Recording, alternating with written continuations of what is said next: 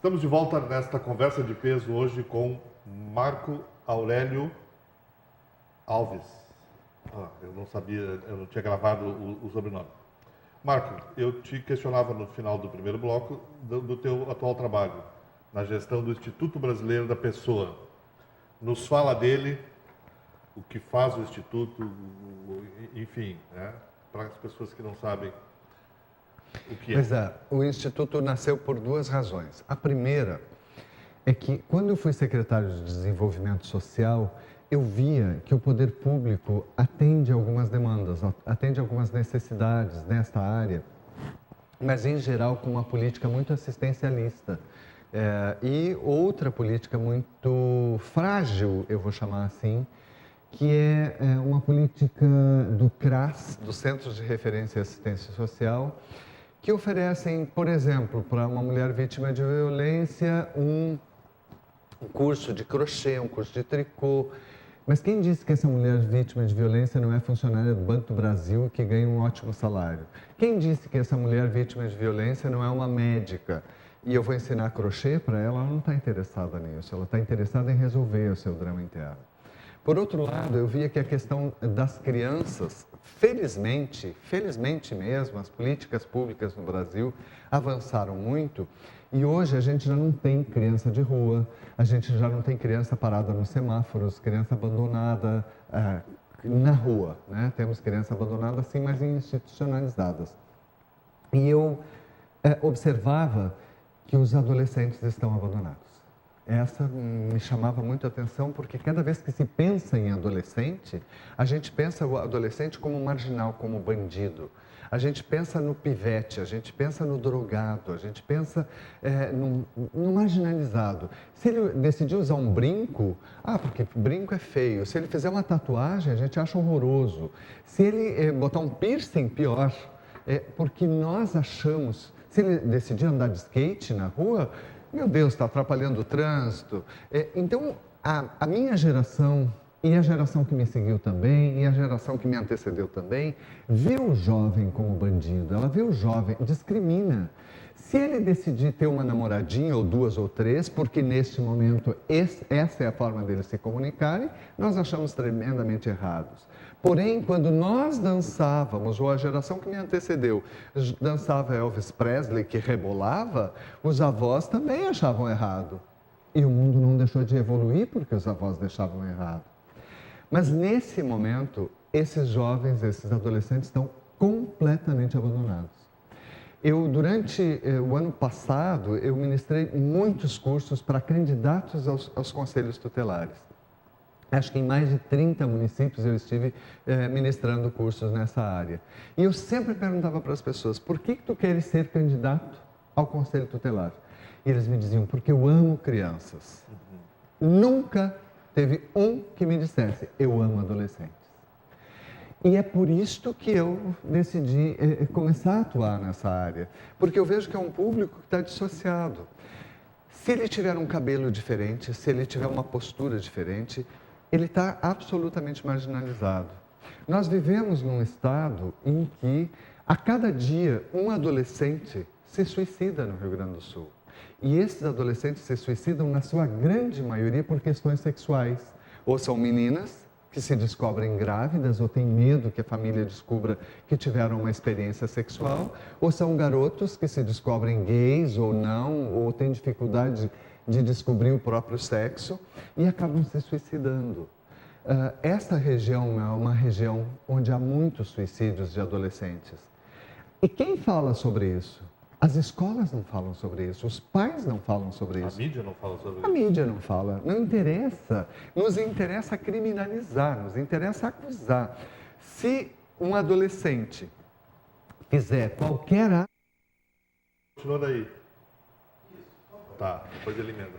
Então, eu acho que os adolescentes e tudo o que os jovens fazem de diferente acaba por ser um território neutro em que ninguém atua.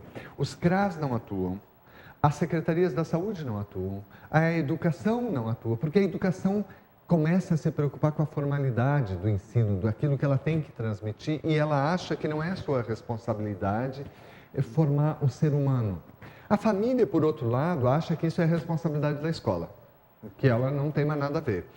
Desde que se foram criadas as creches, os pais acham que ele gera o filho, pegam Bolsa Família. Se possível, algumas mães chegam a pensar nisso, em ter filhos com pais diferentes para ter 2 pensões diferentes, institucionaliza essa criança até ela ir para a escola. Quando ela vai para a escola, ela fica 2 turnos na escola, o pai e a mãe. O pai, em geral, nós estamos vivendo num momento que o pai não tem responsabilidade com essa criança nunca. São raros os pais que assumem, são raros os garotos de 18, 19, 20 anos que assumem a paternidade, porque a maioria não assume, não aprendeu a assumir a paternidade, aprendeu que isso é função da mulher. Deixa eu fazer só um parênteses disso. Lá na fase, quando eu passei pela fase, 94% era o índice, quando eu trabalhei lá, de adolescentes internos cumprindo medida socioeducativa que não sabiam quem era o pai. Quem era o pai, exatamente. E agora tu vê, há uma consequência, porque essa criança que está na fase é uma consequência de um pai irresponsável. Certo. Esse menino que quando ele sair da fase, ele vai ser um pai irresponsável. E nós mantemos essa sociedade desse jeito, e quem cuida disso? O CRAS não, porque o CRAS cuida de famílias que estão em risco, não as famílias que já estão com problemas.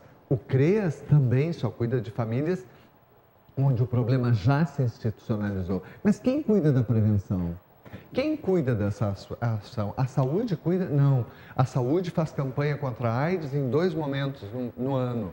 No dia 2 de dezembro, que é o Dia Mundial da AIDS. E ela faz no carnaval, como se os adolescentes transassem no carnaval e depois eles transam no dia 2 de dezembro de novo. Que absurdo!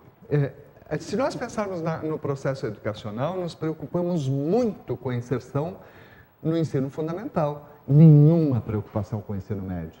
Nenhuma. Nós temos um índice de evasão no ensino médio que é enorme e não há uma preocupação. Mas claro que não pode haver. Veja, há um dado que me impressiona. Em 1900, quando é que foi o Woodstock? Foi em 68, né? 68. Em 1968, o Woodstock teve a primeira experiência, né, a grande experiência de show na rua.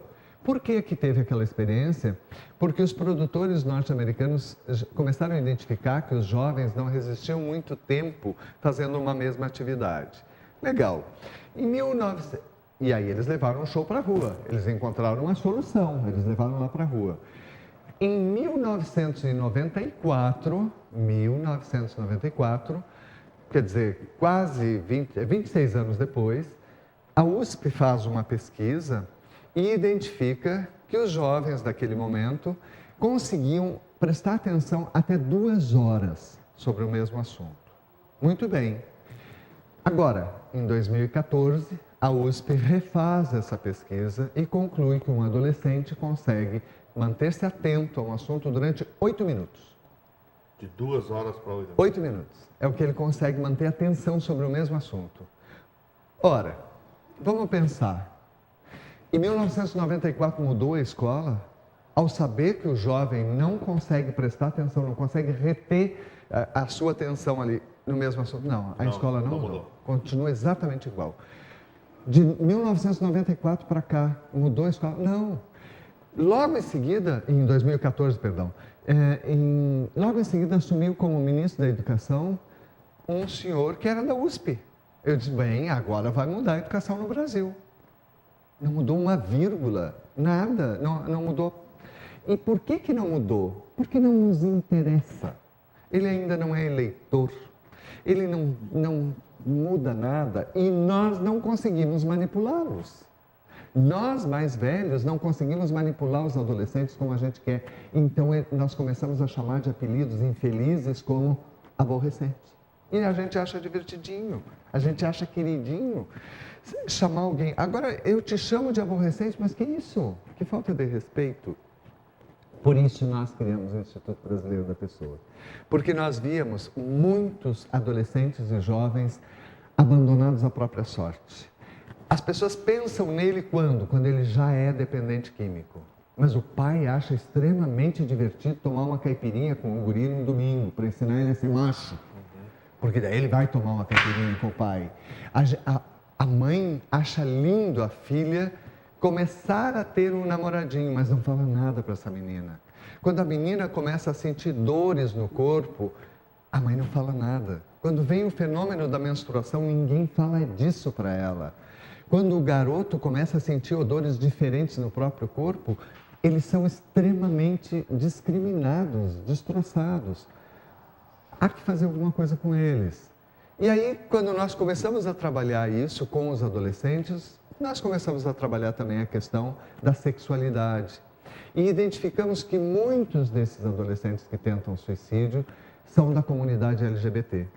E começamos então um programa chamado Papo Reto, que funciona todas as terças-feiras, das 7 às 9 da noite, na Casa Mário Quintana, em Porto Alegre, atendendo jovens ou adultos, agora não tem mais faixa etária, da comunidade LGBT, e a cada semana se ouve os dramas que eles estão vivendo. E quais são os dramas? Os dramas é o pai que acha que não quer saber desse guri gay, mas ele é. Mas o pai não quer saber, mas ele é. O que ele faz? Ele morre?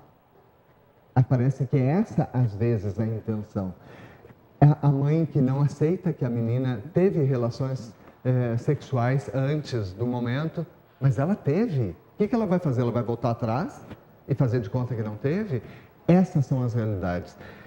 E criamos outros programas também para idosos, porque os idosos também estão abandonados dentro dos asilos ou fora deles.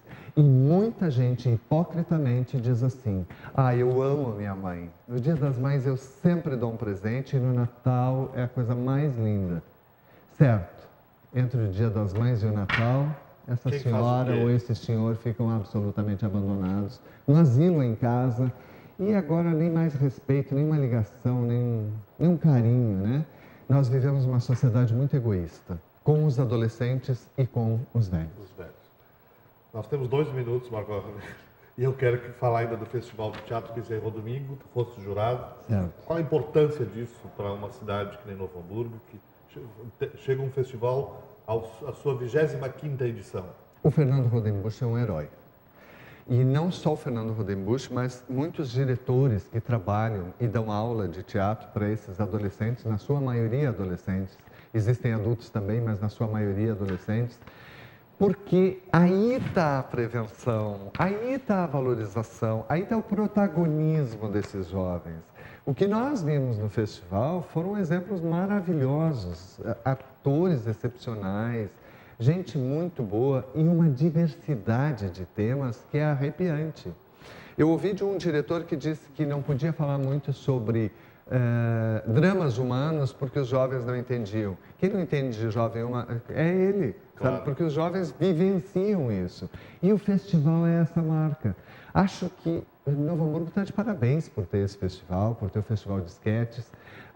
Talvez caiba à gestão municipal entender a grandeza desse evento. Entender que esse evento é indispensável para essa cidade. E que o Rodenbusch, a Paranoia, essa estrutura merece ser valorizada, porque ali nós estamos fazendo prevenção. Não adianta, eu aposto, não sei custos, não sei estimativas, mas provavelmente o que a prefeitura tenha gasto com o Festival de Teatro de Esquetes, que envolveu centenas de jovens como público ou como atores, tenha sido o valor que ela paga por 3 meses para um dependente químico. Vale a pena investir. Isso é investir. Tu está investindo em 200 pessoas. E aí tu vai evitar no futuro ter uma despesa com aquela pessoa que já está sofrendo, sabe? Que já está doente. E aí precisa ser gasto muito mais com ela. Então, em prevenção, é isso que eu te digo. Que para mim o festival representa prevenir. Como arte, como obra de arte, ele é fantástico. Porque a quantidade de espetáculos que nós vimos, né? em uma diversidade fantástica. E, além do mais, eu tive o privilégio de conversar com os diretores, contigo, com a Rita, que é um amor, né? A Rita é um encanto, com os meus colegas jurados, maravilhoso, e com os grupos. Ouvir o que esses grupos têm para nos dizer, ouvir o que as pessoas têm. É possível escrever um tratado de sociologia a partir daquilo que eles colocam em cena. Sobre a situação da mulher, sobre a situação do pobre, sobre a opressão, sobre todas as formas de discriminação. Acho que o festival é muito bonito. Esse ano eu assisti uma coisa muito boa. Eu fiquei muito feliz. Tinha muito público. Tava bom. Tava bom, né? Faltou falar desse trabalho que o Instituto está fazendo para os grupos de teatro vencedores dos festivais.